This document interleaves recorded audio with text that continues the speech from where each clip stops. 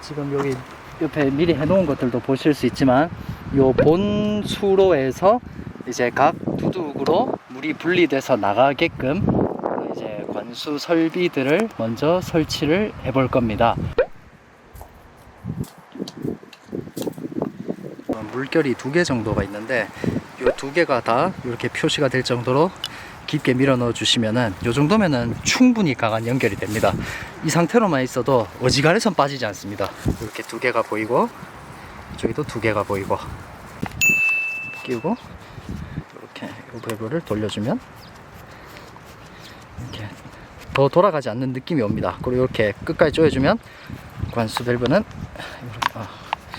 밴드는 빠지지 않습니다. 그래서 이렇게 작업을 한 여기에는 굳이 케이블 타이를 쓰지 않으셔도 무방합니다. 이렇게 어지간한 힘으로 잡아당겨도 빠지지 않는 것을 보실 수 있습니다. 그리고 이거를 아까 연결해 놓은 호스에 다시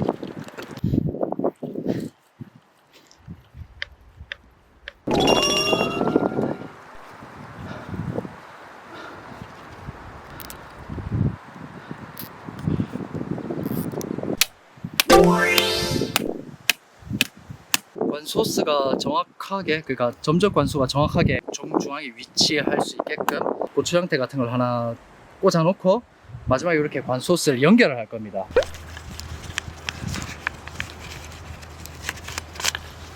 돌려서 마무리해 주면 이러면 끝이에요. 물을 실제로 켜가지고 이런 점적 관수를 통해서 물이 정상적으로 나오는지를 이제 물을 켜서 한번 확인을 해 보겠습니다.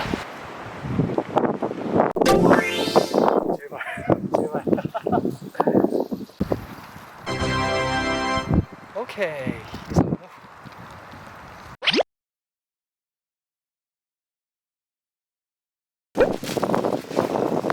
잡초를 막아주는 게 가장 크지요. 그리고 어떤 일항 자체의 어떤 훼손을 막아주는 것 역할도 기대를 할 수 있고, 어떤 동계 작물 같은 경우에는 보온의 기능도 합니다만은 지금은 하계 작물이 고추를 하기 때문에 전반적으로 어떤 형태를 잡아주고 잡초를 막아주는 역할이 가장 크다고 생각을 하시면 될 것 같습니다.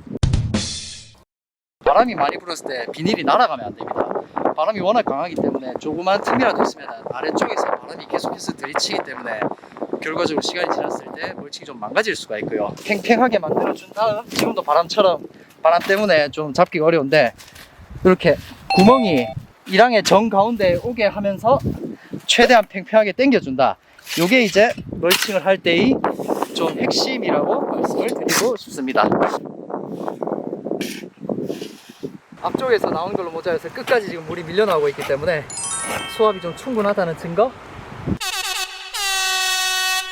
지금부터는 이제 원코트를 활용해서 그 노지 재배하시는 분들 이제 좀 전층 시비하시는 방법, 그 일반적으로 가장 많이 쓰시는 방법이시죠. 전층 시비하는 방법과 그리고 원코트를 최대한 좀 효율적으로 쓰려면 어떻게 쓰는 게 가장 좋은지 어떤 개인적인 생각을 포함해서 좀 이제 말씀을 드려보겠습니다.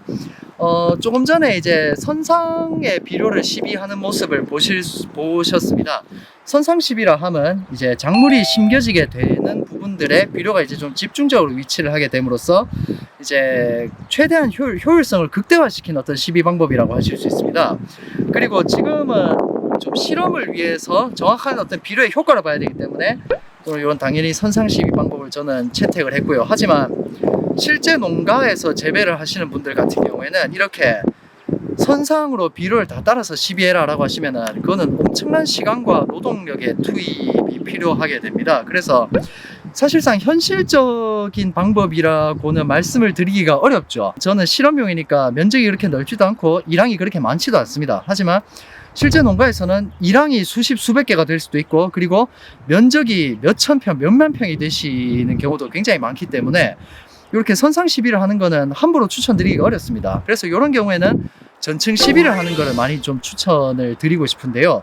전층 시비는 이렇게 지금 제가 보여드린 건 지금은 좁은 면적이라서 손으로 뿌리는 걸 보여드리겠습니다만은 실제로 어떤 살포기를 쓰신다거나 트랙터를 쓰신다거나 하는 다양한 방법들이 있습니다. 그래서 그거는 농가의 편리하신 대로 이제 맞춰서 진행을 해주시면 되겠습니다. 하지만 무엇보다 신경 쓰셔야 되고 중요한 거는 이제 내가 작물을 심고자 하는 모든 곳에 비료가 고르게 위치가 되어야 한다는 거, 그래서 골고루 배치가 되게 비료를 뿌려주셔야 한다는 거, 그 부분 하나만큼은 꼭 좀 지켜주시기를 당부를 드리고 싶습니다. 그럼 지금부터 원코트를 활용해서 이제 전층 시비를 어떻게 하는지를 한번 보여드리겠습니다. 사실 전층 시비는 제가 시범을 보여드립니다만은 굉장히 쉽습니다. 그래서 포장 전체에 뭐 헛골과 일항과 뭐 고랑 그런 거 구분 없이 전부 다 이렇게 그냥 골고루 뿌려주시는, 요게 이제 그냥 전층 시비라고 보시면 되겠습니다. 골고루 뿌려주신다, 요 하나의 키워드를 항상 이제 생각하시고 이렇게 비료를 뿌려주시면 되겠습니다.